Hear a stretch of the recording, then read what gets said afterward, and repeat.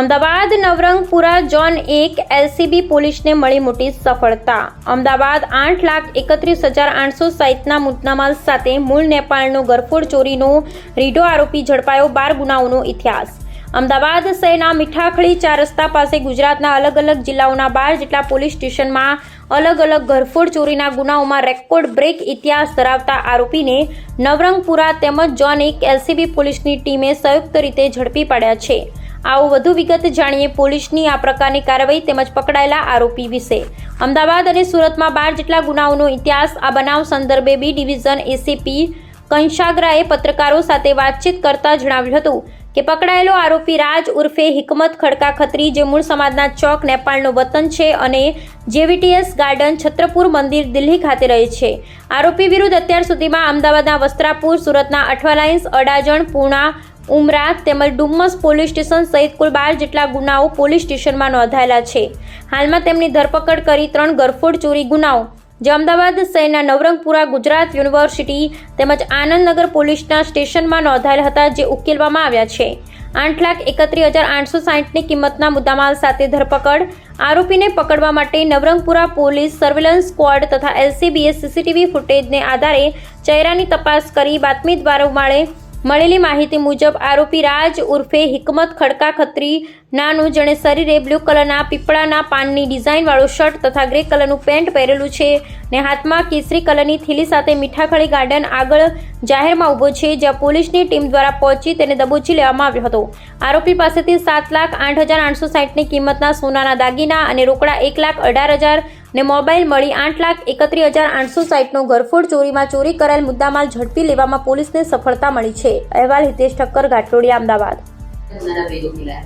Navrangpura police સ્ટેશનમાં એક week પહેલા એક ગરફોડનો બનાવ બનેલો। સીજી રોડ પર આવેલ સિટી સેન્ટરમાં રાત્રિના સમયમાં એક ચોર ઈસમ ચોથા માળે બારીના ભાગમાંથી એન્ટર થઈ અને સોના ચાંદીના દાગીના તથા રોકડ રૂપિયાની ચોરી કરે।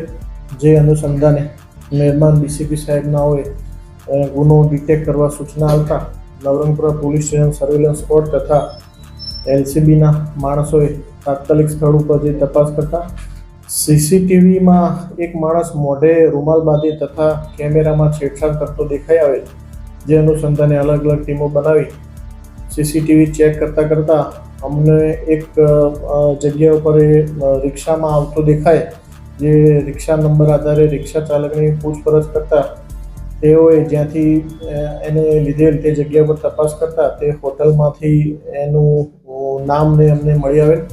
જે આધારે અલગ અલગ ટીમો બનાવી આરોપી રાજ ઉર્ફે હિકમત ખત્રી કે જે મૂળ નેપાળનો રહેવાસી છે, જે અગાઉ 2016માં 17માં વસ્ત્રાપુર પોલીસ સ્ટેશનમાં પકડાયેલ હતો। જેનું MCR કાર્ડ ચેક કરતા એ અમને હકીકત જણાઈ આવેલ ને સીસીટીવી ફૂટેજ ચેક કરતા સદર આરોપી મુદ્દામાલ સાથે અમને પકડી આવતા Navrangpura police station, Gujarat university police station તથા આનંદનગર પોલીસ સ્ટેશનના 3 ગુનાનો ભેદ ઉકેલાય છે। એના સિવાય પણ ઘણા ગુના ગરફોડ ચોરીના નીકળે એની તપાસ ચાલુમાં છે। ચોરી શું કામ કરતો, કયા કારણથી કરતો અને પરિવારનું બેકગ્રાઉન્ડ આપો શું?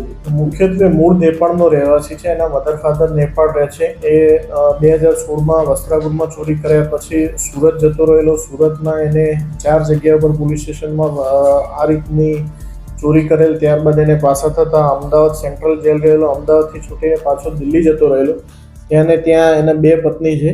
અત્યારેની જે હાલ પત્ની છે એને 2 બાળકો છે, એ પણ અત્યારે હાલ દેવો છે। પણ મૂળ આરોપીને ગેમિંગનો શોખ હતો।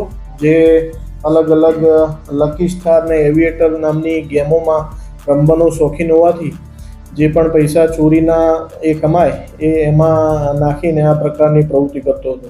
અત્યાર સુધીમાં જે 3 ગુના થયા કઈ જગ્યાએ કેટલી ચોરીના મુદ્દામાલ ચોરાનો? નવરંગપુરા પોલીસ સ્ટેશનમાં જે પણ મુદ્દામાલ પકડાયો એ તો પૂરેપૂરો રિકવર કરવામાં આવેલ છે। યુનિવર્સિટી આનંદનગર પોલીસ સ્ટેશનમાં જે પૈસા આવે ત્યાં દિલ્હી એ જગ્યા ઉપર જ્યાં ગેમિંગના પૈસા એના બાકી હોય તે જગ્યા ઉપર તે આગળિયા પેઢી મારફતે પણ મોકલી હતો। એની આગળની વધુ તપાસ ચાલુમાં છે। એ ત્યાંથી અલગ બસમાં ટ્રેનમાં આવતો અને અહીંયા અલગ અલગ હોટલોમાં રોકાતો, પછી રેકી કરતો. આગળના દિવસે ત્યાં જઈને આ જે અહીંયા એમઓ છે એમાં આગલા દિવસે રેકી કરી ત્યારબાદ રાત્રે વહેલી લગભગ 8-1 વાગે કે 10-1 વાગે એન્ટર થઈ જાય, ક્યાં છુપાઈ જતો, પછી રાત્રે મોડા એ ચોરી કરતો. એવી એમઓ લગભગ દરેક જગ્યાએ છે. તપાસ